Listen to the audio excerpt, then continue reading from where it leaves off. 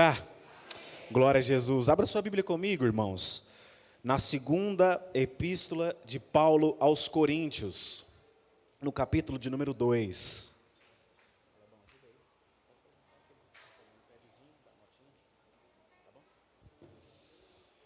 Glória a Deus. Podemos assentar, irmãos? Pode ficar assentado. 2 Coríntios, capítulo 2, versículo de número 10. Nós vamos ler até o versículo de número 13.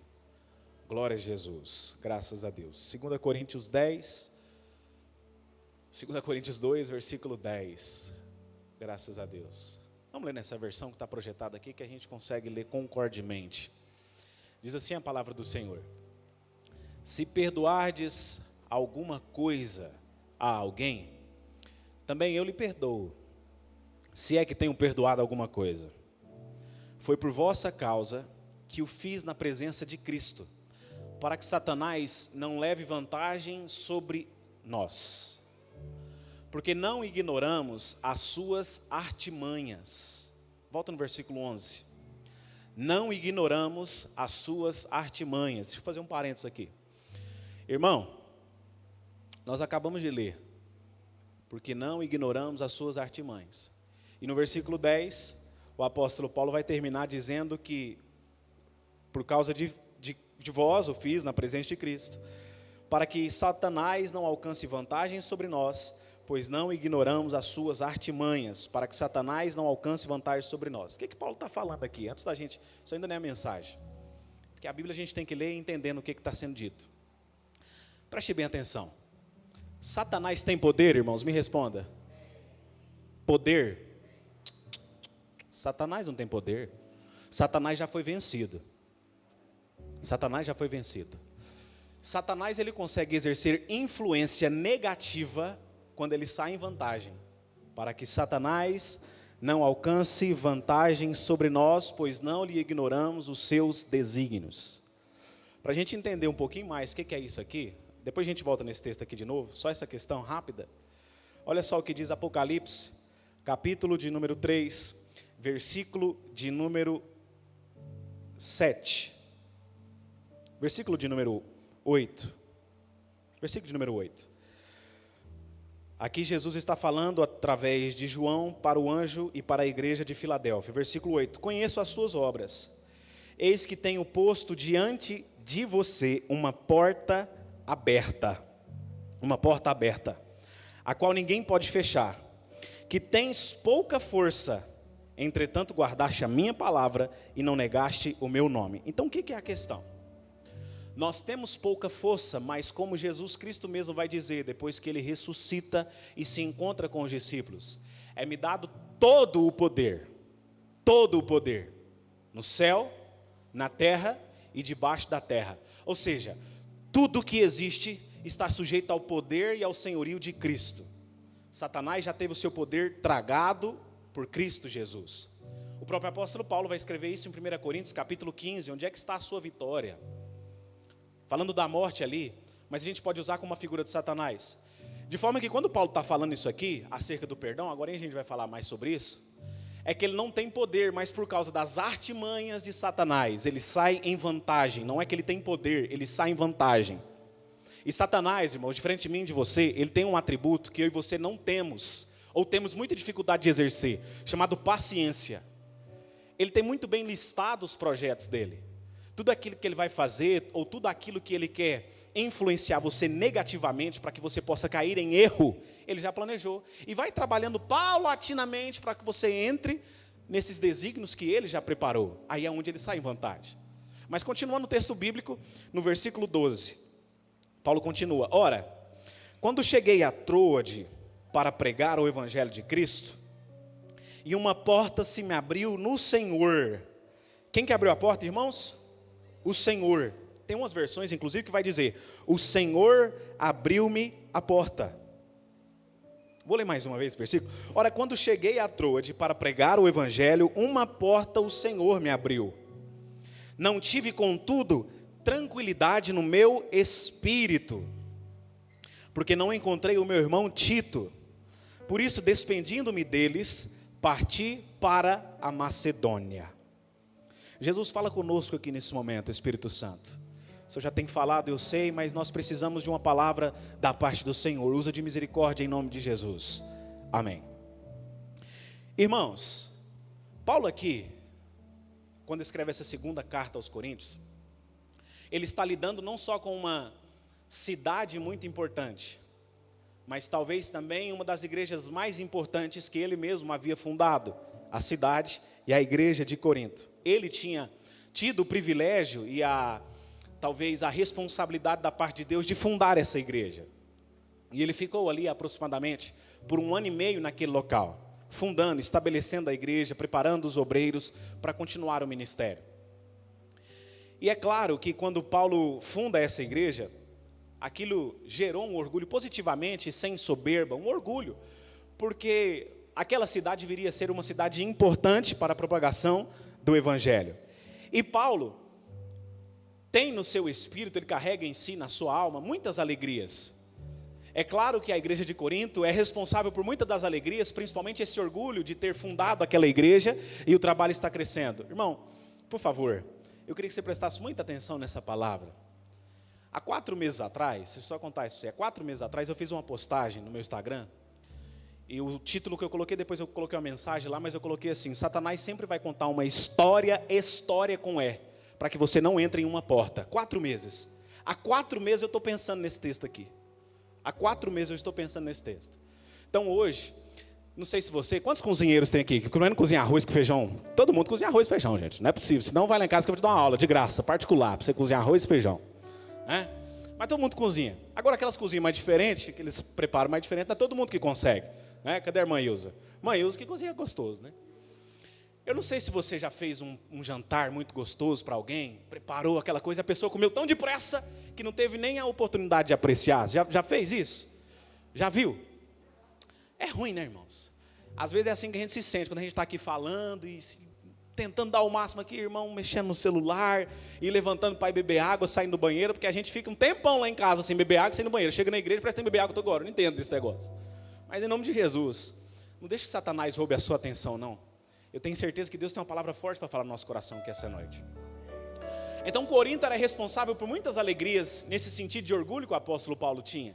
Só que era responsável também por muitos dos problemas que o apóstolo Paulo carregava.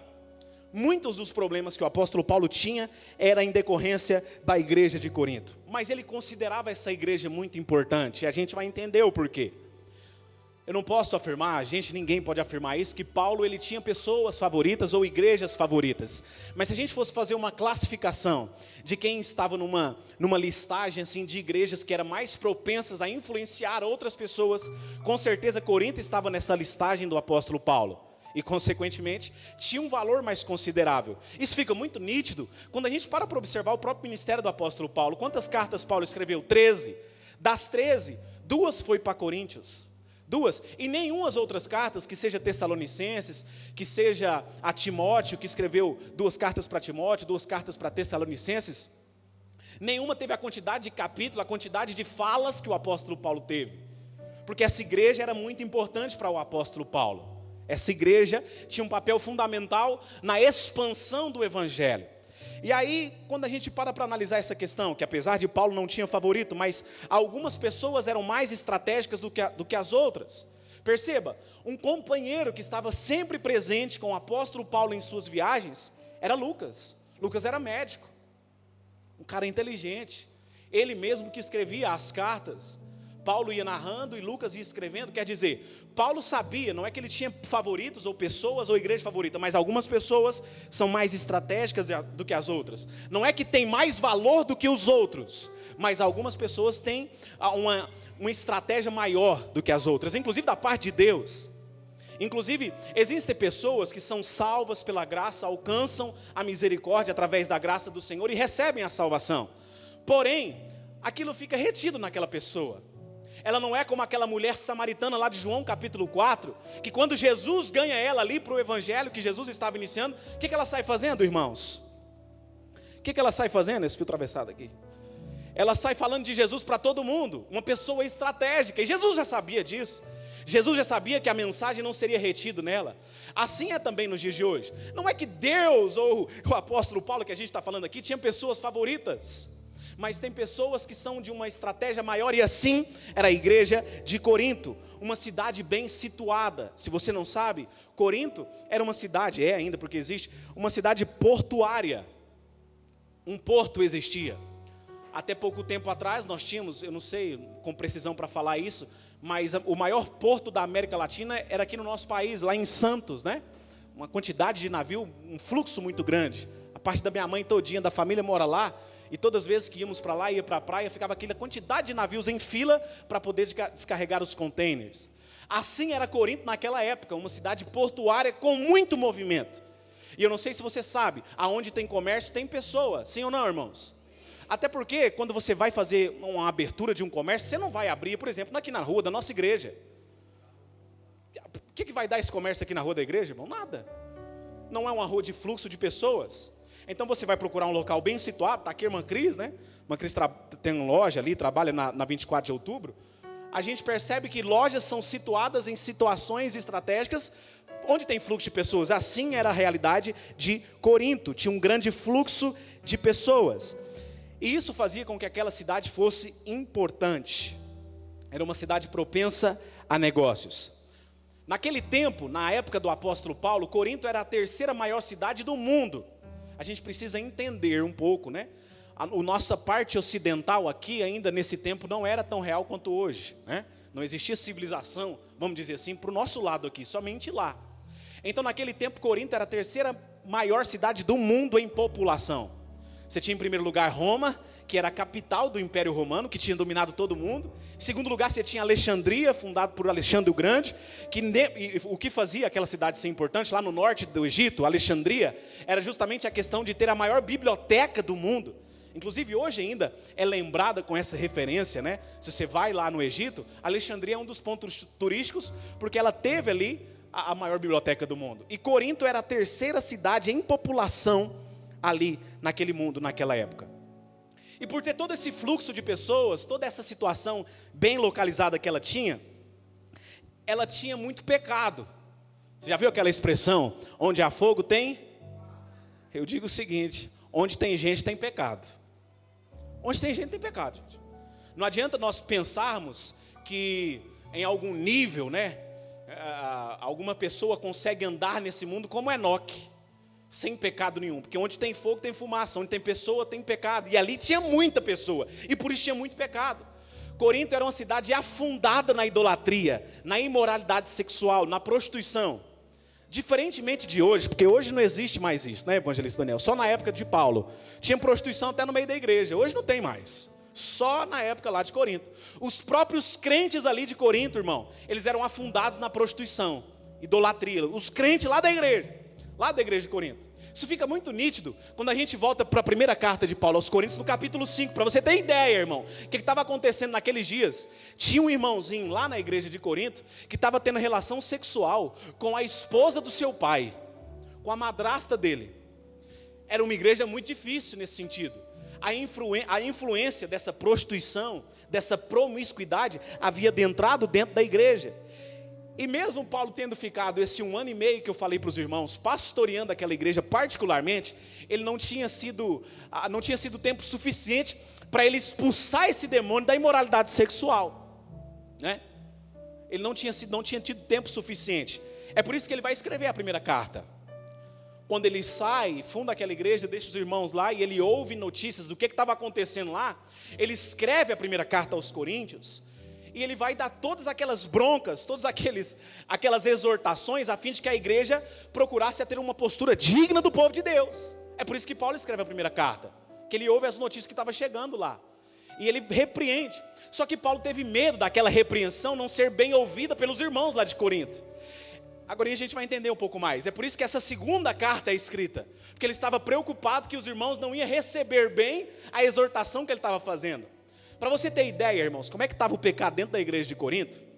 Os irmãos, quando eles se reuniam para celebrar aquilo que nós fazemos hoje, a Santa Ceia do Senhor. Naquele tempo não tinha suco de uva, né?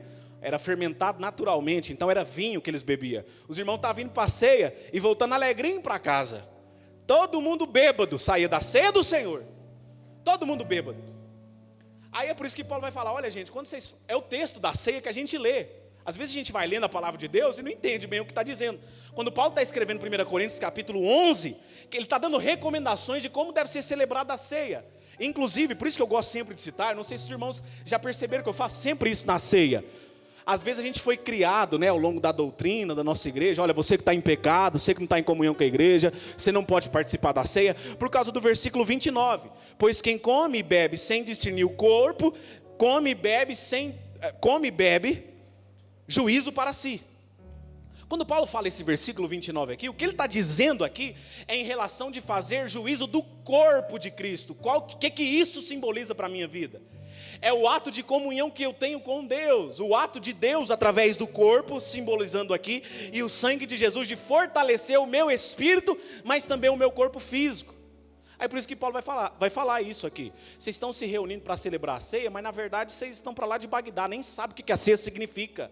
Ceia é um memorial do Senhor, relembrar o sacrifício e através do sacrifício, através desse memorial, ser fortalecido. Aí Paulo está fazendo isso na primeira carta, relembrando todas essas questões. E a gente, irmãos, quando a gente para observar hoje, pessoas no nosso meio, mas também às vezes pessoas de fora. Talvez você já ouviu discurso como esse que eu vou falar. Não vou para a igreja não. Porque tem tanta gente muito pior do que eu lá, gente que fala mal um do outro, gente que fofoca, gente que aquilo, gente... Você já ouviu isso? Quem já ouviu? Eu já ouvi, muito lugar.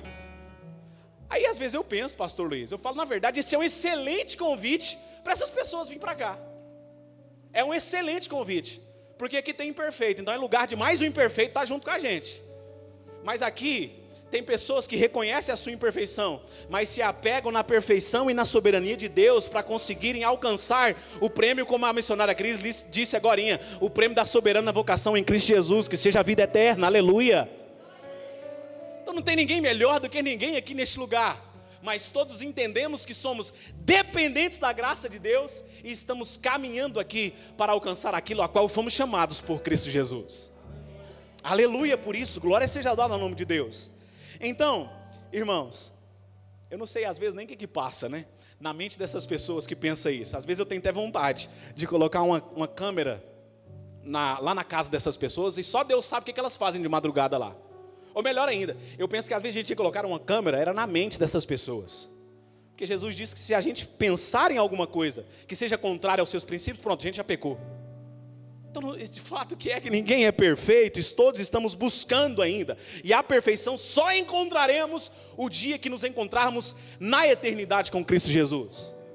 A perfeição de um varão perfeito, como Paulo mesmo vai escrever em sua carta aos Efésios, no capítulo 4. E quando Paulo está dirigindo essas pessoas, irmãos, que são muito importantes para ele, eu quero que você grave isso. Corinto, a igreja de Corinto e a cidade, é uma cidade muito importante. Eles haviam magoado Paulo profundamente. A igreja de Corinto havia magoado Paulo, a ponto de ele ficar magoado porque ele tinha investido muito nelas. Eu não sei se você sabe, é uma analogia simples. Não tem como você se magoar com alguém se você não gosta daquela pessoa. Ora, se você não gosta, você nunca teve nenhum sentimento por aquela pessoa. Você só tem a capacidade de odiar alguém se você amar aquela pessoa. Quantos estão comigo aqui? Sim ou não? Você só consegue odiar alguém se você amou ela antes, você investiu.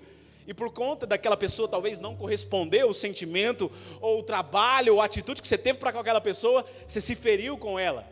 E aí você gera um sentimento contrário ao amor. Então é impossível você não gostar de alguém que você não gostava antes, você odiar alguém que você não amava antes. Às vezes você pode ser até incomodado, você pode ser perturbado, porque tem gente que é chato, né, irmão? Tem gente que só Jesus na causa mesmo quando a gente vai dizer, né? Meu Deus, até a conversa dela é sem eira nem beira, né? Um negócio assim desregulado, você não consegue nem entender. Mas no máximo você vai ser perturbado, né? Não faz diferença para você. Você se afasta e assim você continua. E Paulo, é lógico que eu não estou falando aqui que o apóstolo Paulo odeia Corinto, mas é que o relacionamento que Paulo tinha com essa igreja e a função que eles exerciam era muito importante. A ponto da gente descobrir mais sobre a mente do apóstolo Paulo nessas duas cartas, como eu disse, do que em todas as 11 cartas que Paulo escreve. Paulo escreveu 13, duas aqui para Coríntios. Então a gente descobre mais do que ele pensa sobre o nosso relacionamento uns com os outros e o nosso relacionamento com Deus aqui nessas duas cartas do que nas outras 11 cartas que ele escreve. Por exemplo, se você quer saber sobre a justificação pela obra que Cristo Jesus fez, e não mais pela obra da lei, você tem que ler o Tratado Teológico do Novo Testamento. O Tratado Teológico do Novo Testamento. Entende? A justificação está tratado lá em Romanos, a carta que Paulo escreve aos Romanos. Mas aqui em Corinto, ele tem esse relacionamento especial. Mas eu acho interessante, irmãos, porque às vezes a gente se sente, eu não sei se você se sente assim, mas eu me sinto assim muitos dias. E tem dias que eu me sinto assim mais do que outros, fraco. Mas eu gosto de olhar aqui, principalmente nessas cartas que Paulo escreve para Coríntios, porque mesmo esse apóstolo Paulo, que conheceu coisas que eu e você não conhecemos ainda no terceiro céu, que foi revelado a ele, o poderoso apóstolo Paulo, que foi o maior missionário da era cristã, a gente vê que ele tinha algumas problemáticas nos seus relacionamentos com as pessoas. Mas é interessante que essas pessoas que Paulo teve problema nos seus relacionamentos, foram justamente as pessoas que Deus usou para avanço do evangelho, a igreja de Corinto. Porque Corinto era uma cidade importante para o apóstolo Paulo. Corinto serviu como uma espécie de mola. Eu não sei se você sabe o que é a mola. Se você não tiver nada cobrindo a mola, se você colocar um objeto em cima da mola, ela vai propulsionar, vai lançar. Assim foi Corinto para o evangelho. Por ser estratégica, ela serviria como uma mola para o evangelho. E quando Paulo está escrevendo isso aqui, ele está escrevendo um conflito que já tinha que ter sido resolvido, mas não tinha sido resolvido até nesse momento. É por isso que ele diz no versículo 10: eu perdoo vocês, eu tenho que perdoar vocês, porque vocês são muito importantes para Deus. É por isso que o apóstolo Paulo começa dizendo isso nesse texto que nós lemos aqui no versículo 10. Irmãos, a Bíblia, se você ler um versículo isolado, dificilmente, ou versículos isolados, dificilmente você vai entender o que está sendo dito. Eu não sei se você teve essa interpretação quando a gente leu. Se a gente ler só esse texto aqui do 10 ao 13, dificilmente nós vamos entender o que está sendo dito. Dificilmente. Negócio de perdão falando aqui. Paulo está falando de algo que já tinha que ter sido resolvido ali naquele momento. Então, irmãos, presta atenção aqui em mim. Paulo vai dizer: eu tenho que perdoar esses irmãos, a igreja de Corinto, porque eles são importantes. Se você pode, eu quero que você deixe sua Bíblia aberta aí no versículo 12 de 2 Coríntios, capítulo 2. Ele vai dizer: ora, quando cheguei a Troade para pregar o evangelho de Cristo, e uma porta se me abriu no Senhor, não tive, contudo, tranquilidade no Espírito. Mas ele enfatiza aqui, é isso que eu quero enfatizar agora: uma porta se me abriu no Senhor. Quem está dizendo isso aqui? O grande apóstolo Paulo Gentílico. Paulo viu Deus abrindo muitas portas na vida dele, inclusive portas de livramento. Momentos em que Paulo foi picado por serpente, mas não teve nenhum efeito o veneno que foi picado. Paulo viu Deus livrando ele, abrindo portas em naufrágios que ele passou. Paulo viu Deus abrindo portas de cadeias, literalmente. Quando ele está lá cantando, adorando a Deus, Deus vai lá e abre porta da cadeia para ele ser liberto. E o evangelho nunca esteve preso. Ele mesmo vai dizer: com tudo que eu estive preso, o evangelho não esteve preso. Isso que importa, né? Eu estou cumprindo o ministério. Mas ele viu portas abrindo. Olha aqui para mim, é isso que eu quero chamar a atenção para você.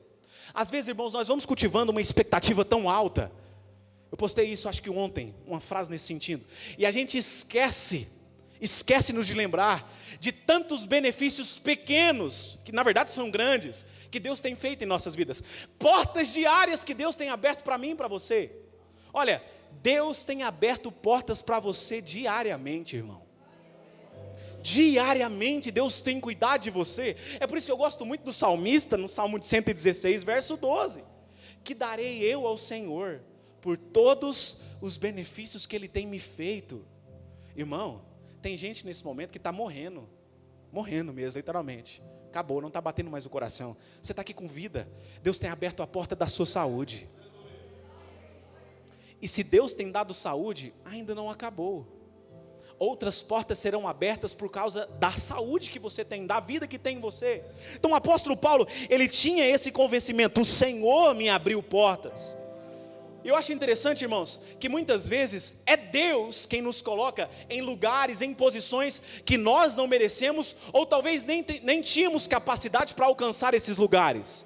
Muitas vezes eu olho para a minha vida, falando de mim aqui agora, Breno Teixeira de Oliveira, e vejo lugares que Deus tem me implantado e colocado, e falo, Deus, como que eu cheguei aqui? Não foi por meu merecimento, ou muito menos pela minha capacidade de raciocínio, mas foi Deus quem colocou. Oportunidade que Deus dá, Deus abre portas. E aqui o apóstolo Paulo está falando, Deus me abriu uma porta. A razão pela qual Corinto era importante, era justamente pela localização que ela tinha. Não sei se você conhece muito bem de geografia, mas Corinto estava localizado ali à beira do mar Mediterrâneo. O mar Mediterrâneo é aquele mar que pega o norte da África, o leste da Ásia e o sul da Europa, o mar Mediterrâneo. Então é um mar de tráfego, e era principalmente, hoje na verdade muito pouco, mas naquela época era a principal ligação entre um país, entre um continente e outro, entre uma região e outra. Paulo justamente ia pelo mar, porque apesar de ser perigoso, era o fluxo mais fácil e mais rápido para se ter em uma determinada localidade. Corinto estava lá. Corinto tinha uma porta aberta da parte de Deus para ser uma mola do Evangelho. Mas não era porque Corinto automaticamente tinha se plantado ali à beira do mar Mediterrâneo. Mas Deus é quem tinha situado ela naquela localização. Perceba, o que eu estou querendo dizer aqui para você? Irmão, mesmo quando Deus abençoa a gente, se Deus não tivesse dado sabedoria para você, como eu disse agora há pouco, se Deus não tivesse dado saúde e consequentemente oportunidade, você não teria chegado lá. E a gente esquece-se que foi Deus que abriu as portas. Foi Deus que me deu a oportunidade. Foi Deus que me deu a chance de fazer. Corinto, você está aí à beira do mar Mediterrâneo, mas foi Deus quem deu essa porta aberta para vocês. Eu vou exemplificar de forma prática aqui. Suponhamos que você fosse um jogador profissional de futebol, já está no auge da sua carreira. Mas se lá no início, alguém não tivesse te dado uma bola, uma chuteira, e tivesse te dado oportunidade, você não seria jogador de futebol. E é Deus quem levanta as portas através de pessoas para que nós possamos entrar e cumprir aquilo que Ele já estabeleceu sobre as nossas vidas. No começo eu esqueci de falar o que eu citaria hoje aqui, qual que seria a nossa mensagem. Mas entre pela porta, porque Tito está chegando. Essa é a mensagem que Deus colocou no meu coração. Entre pela porta, porque Tito está chegando. Então, jogador de futebol, esse exemplo prático. Tá bom, você chegou, está no auge da sua carreira, mas por mais que você tenha chegado lá, se Deus não tivesse te dado habilidade também, você não teria chegado. Isso se chama entender que é Deus quem abre as portas. Aí Paulo vai dizer, o Senhor me abriu uma porta. Quem está dizendo isso é o apóstolo Paulo. Uma curiosidade para você, 1/3 do Novo Testamento, em capítulos, foi o apóstolo Paulo que escreveu. 1/3 é muita coisa, irmãos. Após Jesus Cristo, talvez a maior influência que exerce na nossa vida, no sentido de evangelho, da palavra de Deus, seja o apóstolo Paulo. 1/3 atribuído a esse homem. Apóstolo Paulo, eu até imagino essa questão, né? Ele sendo ensinado por Gamaliel. E quando eu penso por Gamaliel, eu imagino alguém igual a Daniel, né? Assim, bonitão assim, de preto, barbudo, a barba bem branca, né? Careca, já velho, né? Meu Deus do céu. Mas estou falando bem do senhor, irmão Daniel. Gamaliel, irmãos, era um rabino, um mestre muito inteligente daquele tempo. Paulo tinha sido instruído por aquele homem. Um homem conhecedor totalmente do judaísmo, da palavra de Deus, da lei. E ele ensinou o apóstolo Paulo. Aí quem está dizendo isso aqui com humildade nesse momento, que não precisava, o Senhor me abriu a porta. Não, a minha capacidade. Eu que viajei, fui eu que busquei conhecimento. Fui eu que fiz, foi eu que mereci. Não. O apóstolo Paulo não faz isso. O Senhor me abriu uma porta. Sabe, irmãos, abrindo um parênteses, talvez eu nem tinha pensado nessa perspectiva e Deus está falando aqui agora. Às vezes portas não têm sido abertas para você, porque Deus sabe a soberba que talvez você tenha carregado no seu coração. E como Deus deseja que toda glória seja a Ele, e Ele não reparte essa glória com ninguém, deixa Ele andar por si só, deixa Ele estar na sua capacidade. É por isso que às vezes você não tem vivido, e eu sei que Deus está falando aqui em corações. É por isso que às vezes você não tem vivido aquilo que Deus quer proporcionar para você. Porque você vai chegar lá e falar, não, fui eu que fiz, eu busquei conhecimento. Não, o Senhor me abriu uma porta. Eu fiz por onde? Eu busquei conhecimento, eu fiz tudo que eu precisava fazer. Mas foi o Senhor que me abriu uma porta. E Ele tem essa humildade para falar isso. Cada gota do Evangelho que nós conhecemos hoje tem uma importante função que o apóstolo Paulo fez naqueles dias. O apóstolo Paulo, ele teve participação. Mas ele diz, o Senhor me abriu uma porta. Eu achei interessante, na quarta atrasada, porque eu já estava pensando nisso aqui, eu disse algo do apóstolo Paulo. Eu não sei se você sabe, quando Jesus Cristo tem um encontro com o apóstolo Paulo, no caminho ali para Damasco, Paulo vai iniciar seu ministério, ele desce lá para Jerusalém, mas quando ele chega lá em Jerusalém, os primeiros cristãos, a igreja que estava sendo iniciada, não aceita o apóstolo Paulo, rejeita o apóstolo Paulo.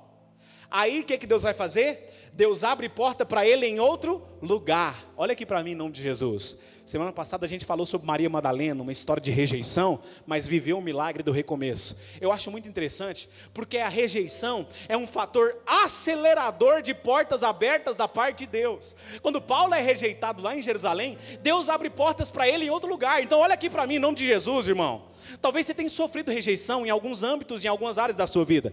Descansa. Descansa. Fica buscando se defender não. Deus vai abrir portas para você, para que Ele seja exaltado na sua vida. Essa é a realidade. E eu poderia citar aqui inúmeros, mas dentre eles, eu me lembro aqui agora de José. José foi rejeitado pelos próprios irmãos. Às vezes a gente quer um tratamento diferente, né, na nossa casa, na nossa igreja. Irmão, José foi rejeitado pelos próprios irmãos de sangue dele, mesmo pai. Só que a rejeição abriu a porta para ele ser governador de todo o Egito ali na época. Jefité, eu não sei se você sabe quem foi Jefité, o 8º juiz da história de Israel. Ele era filho de um homem, de um israelita, com uma prostituta. E por ele ser filho dessa prostituta, todos os irmãos de Jefité rejeitaram ele. Sai daqui, você não tem liberdade aqui, nem espaço aqui na nossa casa. Mas os irmãos deles não sabiam que essa rejeição era o próprio Deus trabalhando para que uma porta muito maior fosse aberta através de Jefité. Jefité vem ser o libertador do israelita naquele momento contra um povo chamado Amonita, porque a rejeição é um fator acelerador de portas abertas. E eu amo isso, irmãos, eu amo isso da parte de Deus, porque Deus, Ele não olha a gente com o mesmo olho que as pessoas muitas vezes têm olhado para nós e rejeitado, não nas palavras ou nas atitudes, no coração. Mas se alguém tem agido assim para você, descansa em Deus, e essa é a palavra da parte de Deus. Ele vai abrir portas através dessa rejeição. Assim foi na vida do apóstolo Paulo. Será que tem gente que está entendendo essa mensagem aqui? Eu estou pregando para o vento. Amém, aleluia. Aí Paulo diz, Deus abriu uma porta. Deus me abriu uma porta. Mas Paulo também, irmãos, sabia que a falta de perdão é um retrocesso na vida de todo mundo, e às vezes é um bloqueador de portas, enquanto a rejeição é um fator acelerador de portas abertas. A falta de perdão, e olha aqui que isso tem muita gente que tem muita dificuldade nesse assunto aqui. A falta de perdão é um bloqueador de portas, e o apóstolo Paulo tinha isso na sua mente. Um dos outros motivos também que o apóstolo Paulo sofreu por causa dos coríntios, foi que eles não reconheceram o ministério apostólico do apóstolo Paulo. Ele vai defender o seu apostolado para essa igreja na primeira carta. Capítulo 15, ele vai dizer isso.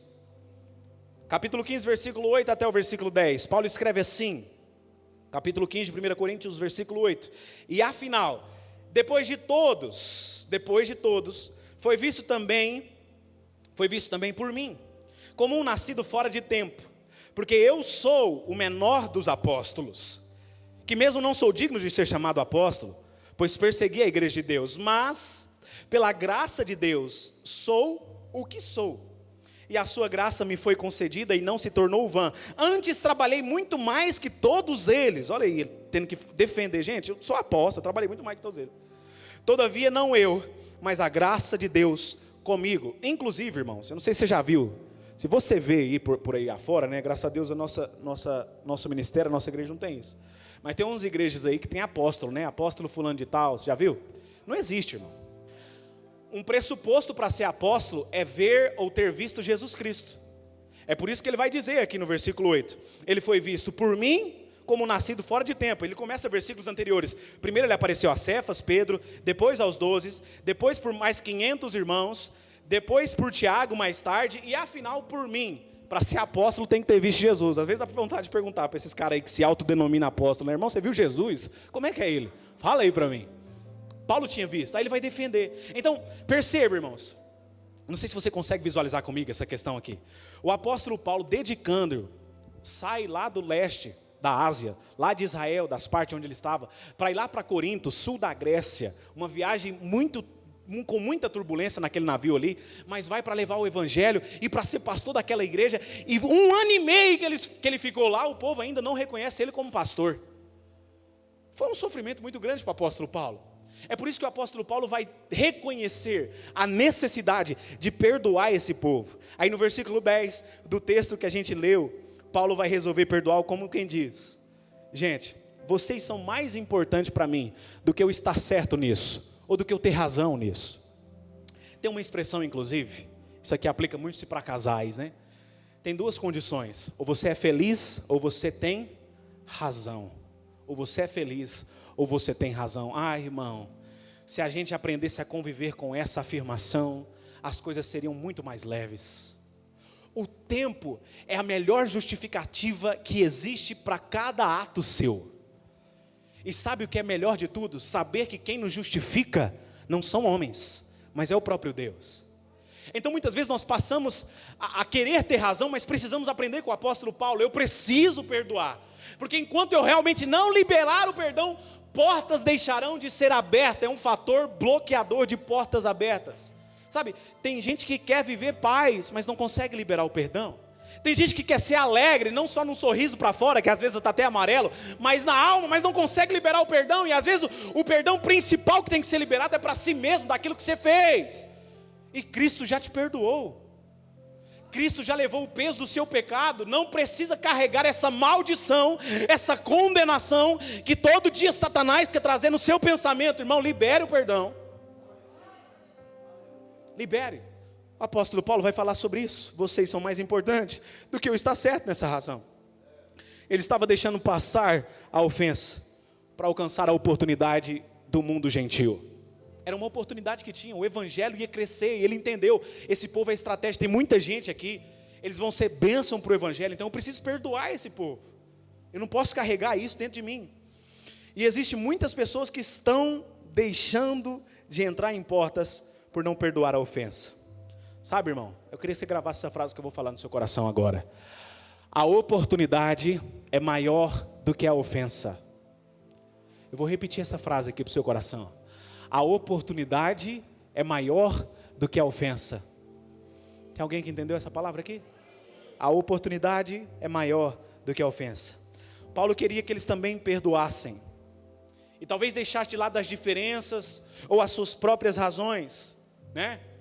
As diferenças que eles carregavam ali é muito clara, principalmente quando a gente vai lá para o capítulo 3 de 1 Coríntios, divisão total naquela igreja, né?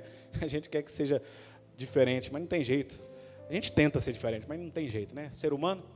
Ali naquela igreja, uns falavam que era de Apolo, outros falavam que era de Pedro, outros que se achavam mais santos falavam que era de Jesus, e uma parcelinha pequenininha falava que era do apóstolo Paulo. Ele vai falar: gente, para com isso. Nós somos todos de Cristo, e Cristo é de Deus. Por isso, tudo é nosso. Nós somos um dos outros. Não tem divisão. Nós estamos aqui em um mesmo patamar diante dos olhos de Deus. Então para com esse negócio de ter divisão.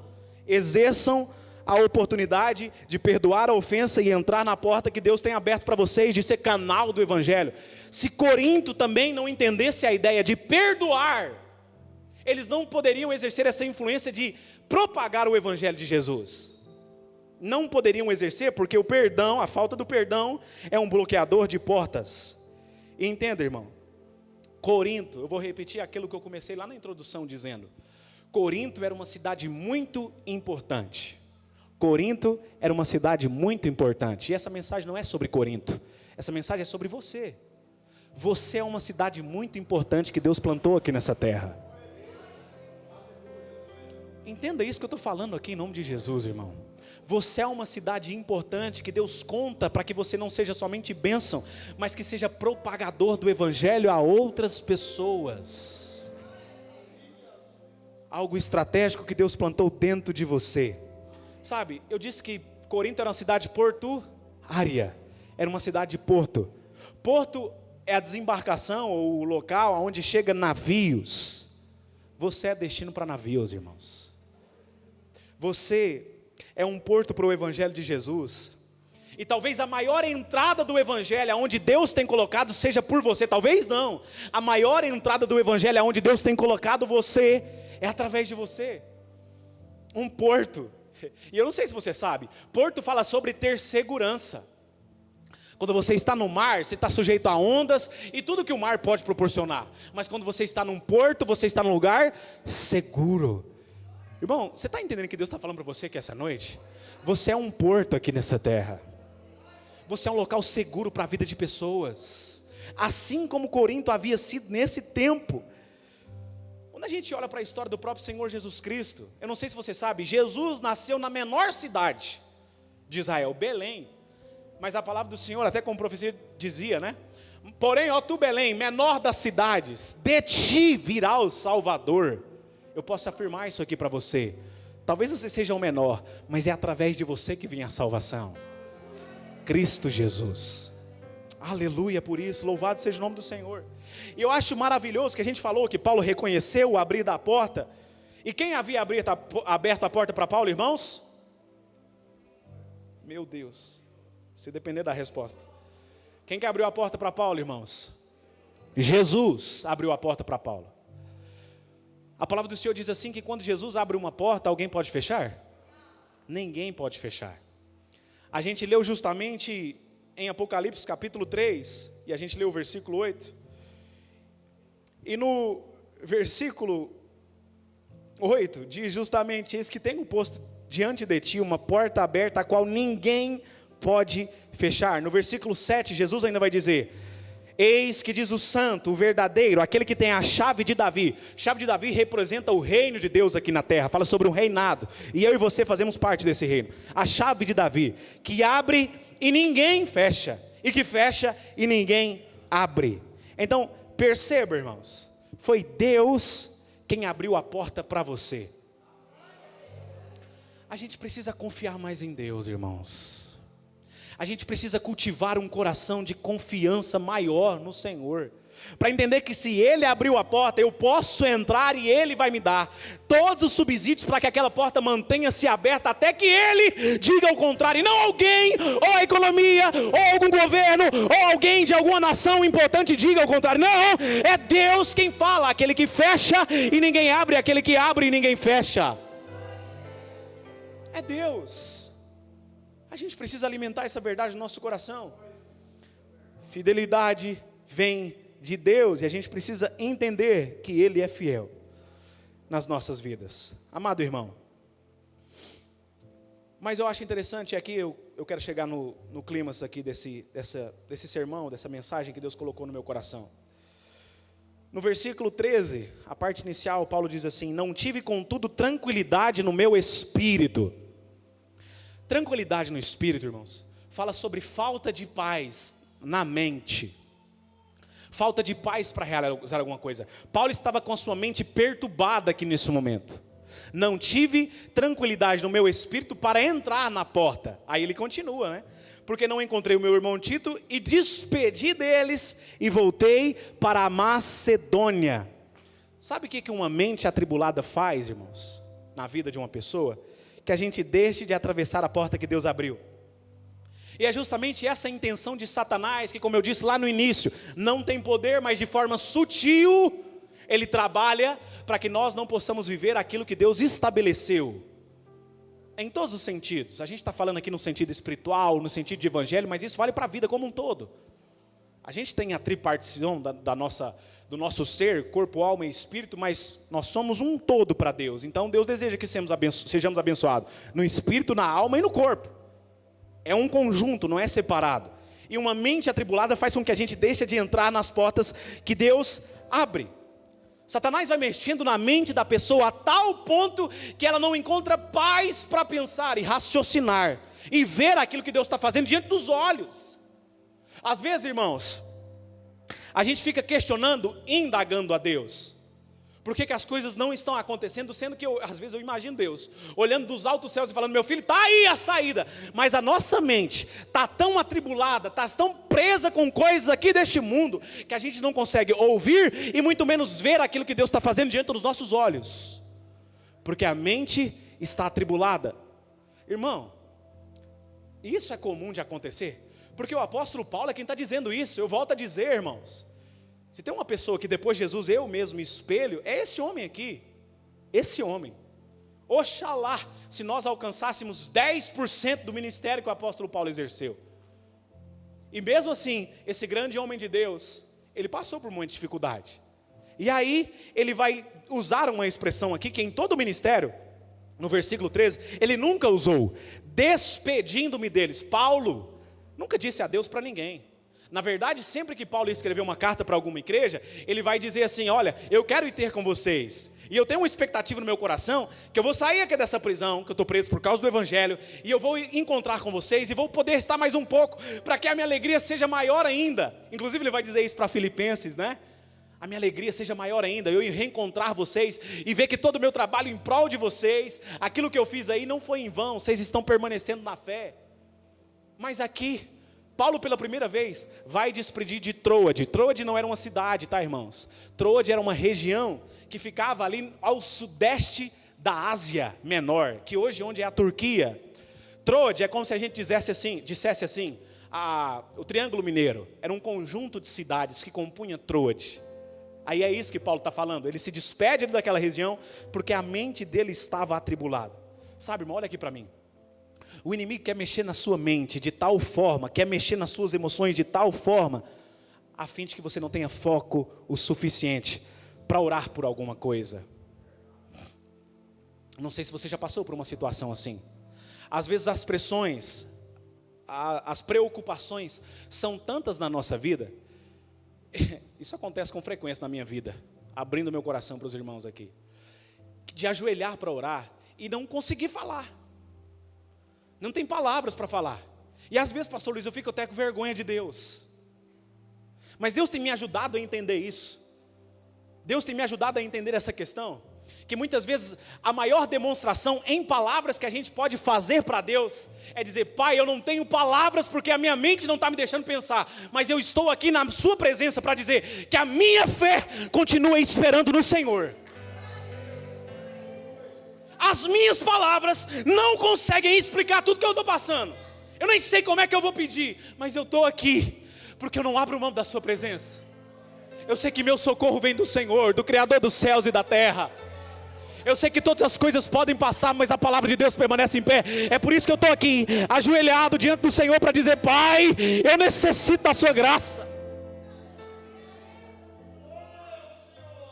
Olha para mim aqui em nome de Jesus, não se sinta envergonhado quando você não tiver palavras para falar para Deus. O Satanás vai querer trazer vergonha. Você nem consegue orar, sai daí, para de perder tempo com isso. Em nome de Jesus, com a autoridade da parte de Deus, aqui com o nome de Deus, eu repreendo esse pensamento do seu coração agora, em nome de Jesus.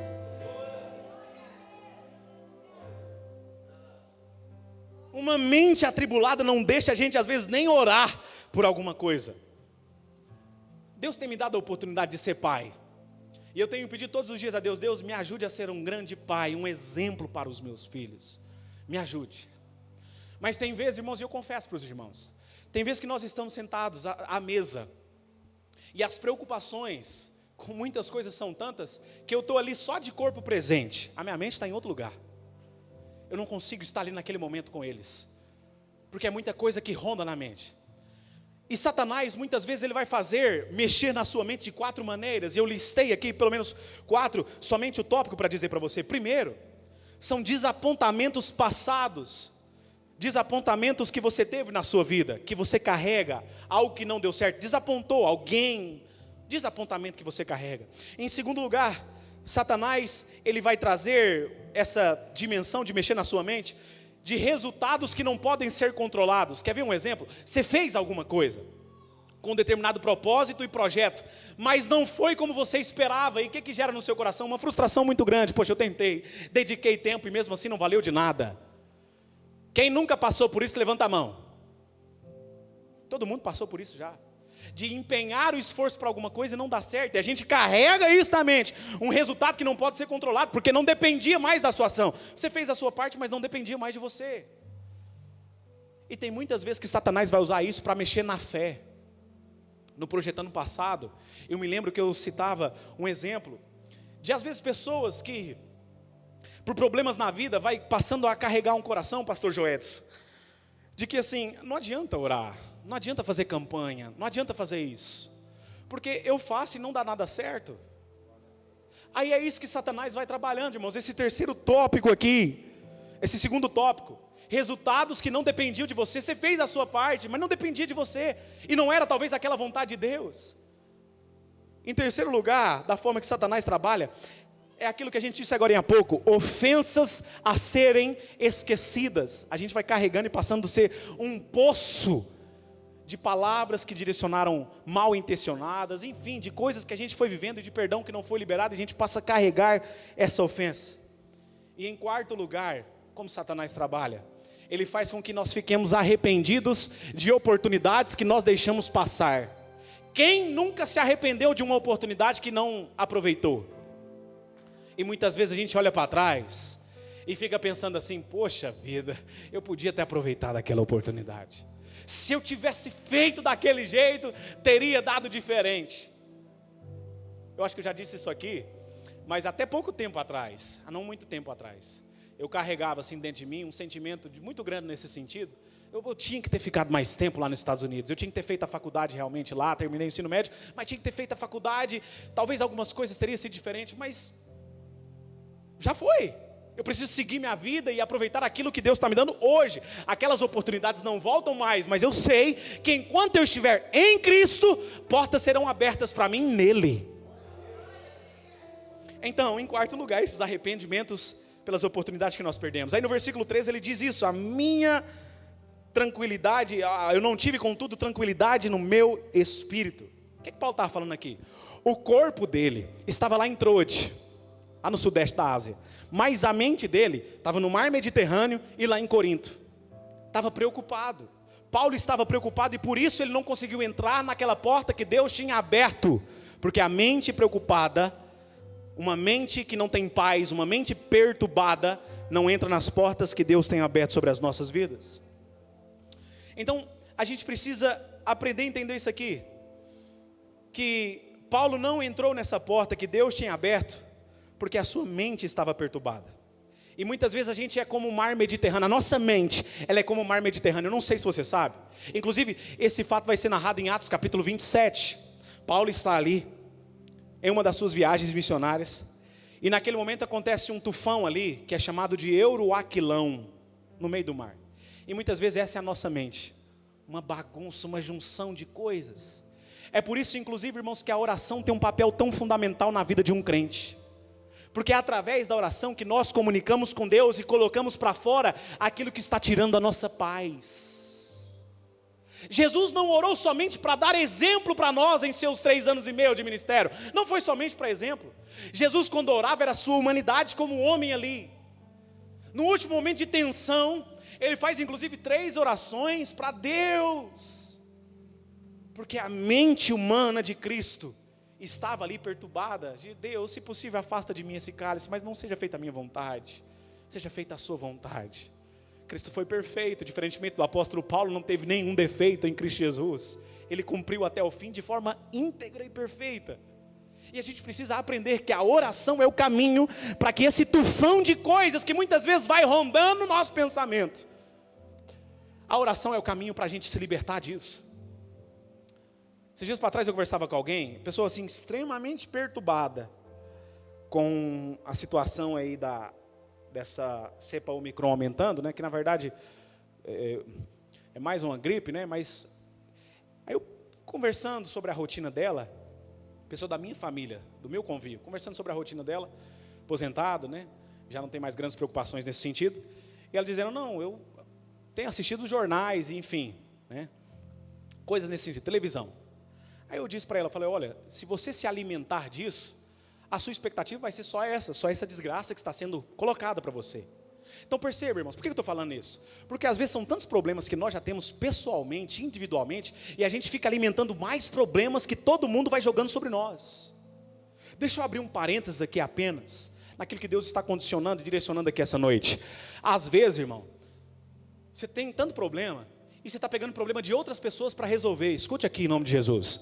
Deus quer que você seja um solucionador de problemas. Eu tenho certeza que Deus quer que você seja bênção na vida de outras pessoas. Em nome de Jesus você vai ser.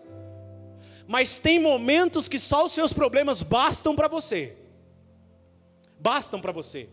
Tem gente que quer ficar pegando problema de todo mundo para resolver. Pare, irmão. Às vezes os seus problemas já são grandes o suficiente para tirar a sua paz. É preciso ser falado isso, porque eu sei que muitas vezes a gente faz isso com uma boa intenção, mas isso está matando você. E se você morrer, como é que você vai ter força para continuar sendo bênção na vida de outras pessoas? Então pare um momento. Pare um momento. O próprio Jesus parou um momento. Por um momento Jesus não curou, não pregou, não fez nada. Ele recebe a notícia de onde João Batista morreu, foi decapitado João Batista. Ele não tem contato com ninguém, ele vai sozinho. Primeira vez que a gente vê Jesus sozinho, por meio do mar da Galileia, chorar. E Jesus chorou lá no meio do mar da Galileia. Porque às vezes não é momento da gente curar ninguém, fazer nada para ninguém, mas resolver. Voltando aqui para a ideia que nós já estamos concluindo, Paulo diz isso: a minha mente estava perturbada. E ele se despede daquele povo, a primeira vez que ele usa essa expressão. Fique de pé em nome de Jesus. Nós já vamos terminar. Sabe, irmãos, eu tenho certeza que todos nós já passamos por isso. Uma mente perturbada. E o que Paulo está falando aqui, em outras palavras, eu queria que você gravasse essa questão agora. O que Paulo está falando aqui, nesse momento, é assim, gente, Deus me abriu a porta, presta atenção que eu já vou terminar. Deus me abriu uma porta, mas porque eu não consegui controlar a minha mente no processo, eu não entrei por aquela porta. Sabe, irmãos, é por isso que Paulo trabalha tanto na mente. Romanos, capítulo 12, ele fala sobre mente. Filipenses, capítulo 4, versículo 8, ele fala sobre mente. Porque ele já tinha aprendido. A carta aos Romanos e a carta que ele escreve aos Filipenses, ele já havia escrevido essas duas cartas, já havia vivenciado essas experiências aqui. Ele aprende o poder que uma mente tribulada pode exercer na vida de uma pessoa de forma negativa. O poder da mente. Olha, irmãos, talvez em algum momento da sua vida, você deixou de confiar em alguém, por descobrir que uma pessoa não era confiável. Você deixou de confiar em alguém porque uma pessoa não era confiável. E isso, a gente vai ficando sem paz, a gente vai ficando sem tranquilidade no nosso espírito.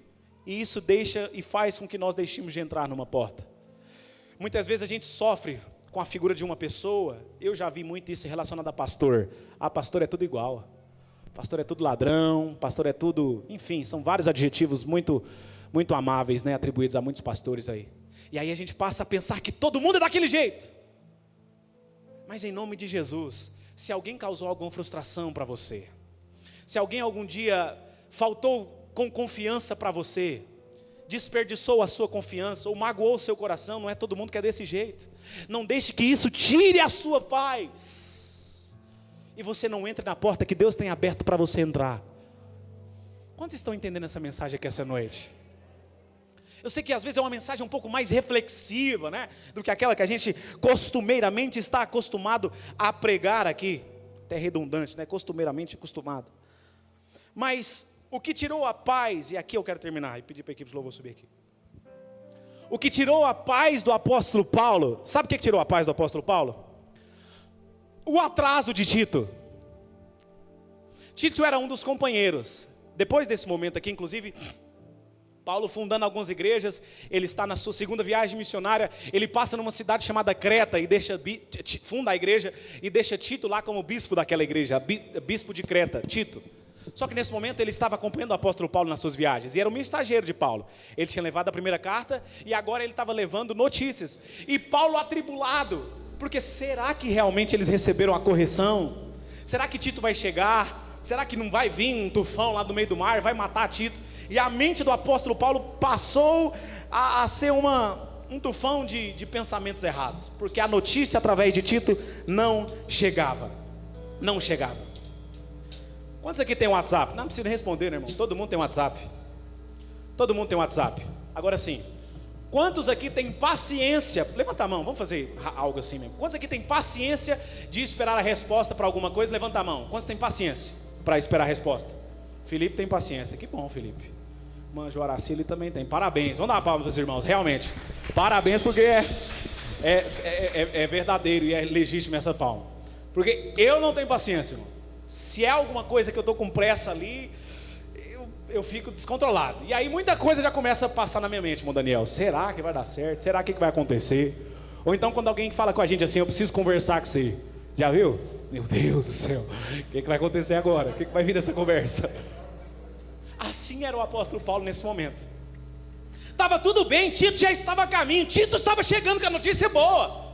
Tito ia chegar para Paulo e ia falar: olha, deu certo, a correção que você mandou para eles deu certo, eles aceitaram. E eles estão mudando de atitude. Então o trabalho que você está fazendo, Paulo, está dando certo. Fica animado aí. E Paulo perturbado: será que vai dar certo? Será que vai dar certo? É isso que o inimigo faz comigo e com você, irmãos. É justamente essa figura que o inimigo faz. Ele usa uma história, algo que não existe. Ele usa uma falsa realidade. Ele deturpa a realidade, porque ele não tem poder, mas ele tem estratégia. E é quando a estratégia do inimigo dá certo, é que ele sai em vantagem. É por isso que no versículo 11 que a gente leu, Paulo vai dizer: a gente precisa perdoar, para que o inimigo não saia em vantagem sobre nós. É por isso que essa mensagem é tão forte para mim e para você. Foi isso que o inimigo fez com o apóstolo Paulo. E sabe como é que o inimigo trabalha na nossa mente? Olha, não vai não, porque eles não vão gostar de você não. Não entra por esse lugar não, porque você vai ser rejeitado mais uma vez. Você vai sofrer de novo aquilo que você já passou e vai suscitar aquelas feridas de novo. Ninguém vai aceitar você lá, porque ninguém se importa com você. Quantos nunca tiveram esses pensamentos rodando na sua mente? Todos nós. E é assim que Satanás trabalha, irmão. Quando surgir esse pensamento, olha aqui para mim em nome de Jesus, repreenda em nome de Jesus. É Deus quem está me abrindo a porta. É Deus quem está me conduzindo a esse negócio. Satanás quer que a gente pense que a gente não tem, pastor Joedson, as ferramentas necessárias para exercer o ministério, que a gente não tem conhecimento suficiente, que a nossa família não é estruturada, que o nosso casamento não é perfeito o suficiente para cuidar de outras pessoas. Mas Deus não trabalha com perfeitos, Deus trabalha com pessoas dispostas. E aí o que Satanás vai fazendo? Mentindo no nosso coração, mentindo na nossa vida. Mas eu quero terminar, e já fico preparado aí para a gente cantar aquele hino. No capítulo 7 a gente vê que Deus já tinha trabalhado por Paulo. Olha só, a partir do versículo 5, mas em especial capítulo 7, versículo de número 6, Paulo vai dizer: porém Deus, aleluia, por essa parte aqui que o apóstolo Paulo vai dizer, que conforta os abatidos. Oh, aleluia, que maravilhoso saber dessa verdade, irmãos. Deus tem sempre um conforto para aquele que está abatido. Porém Deus, que conforta os abatidos, nos consolou com a chegada de Tito.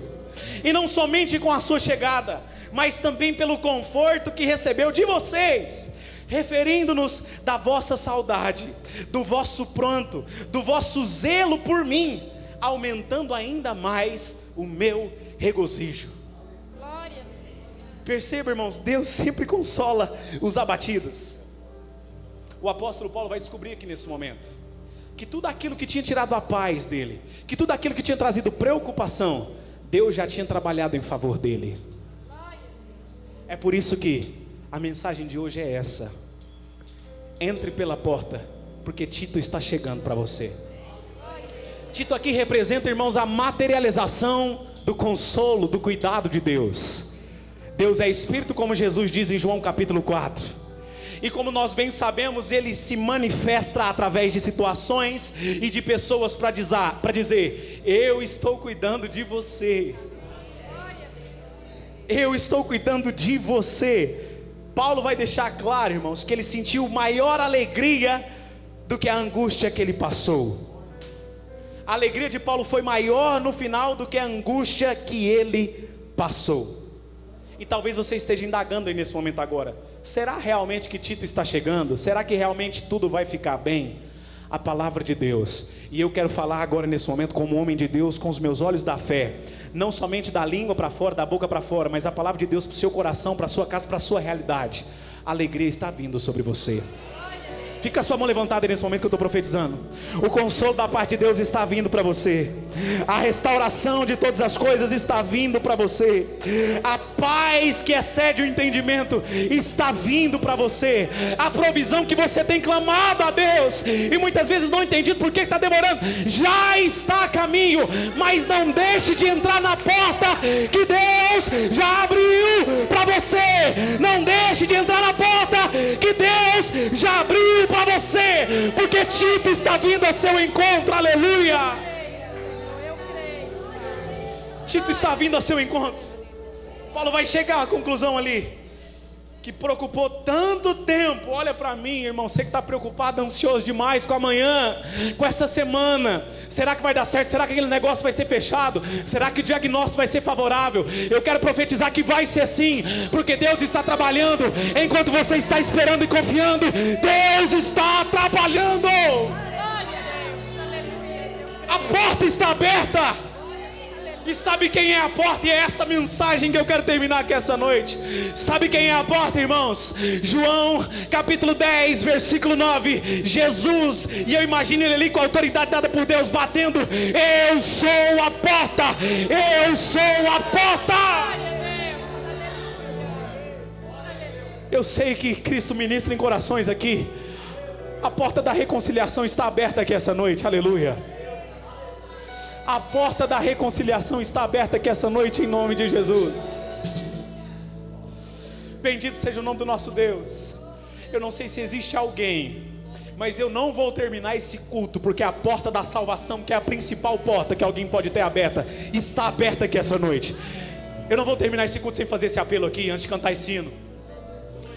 Mas quem quer reconciliar,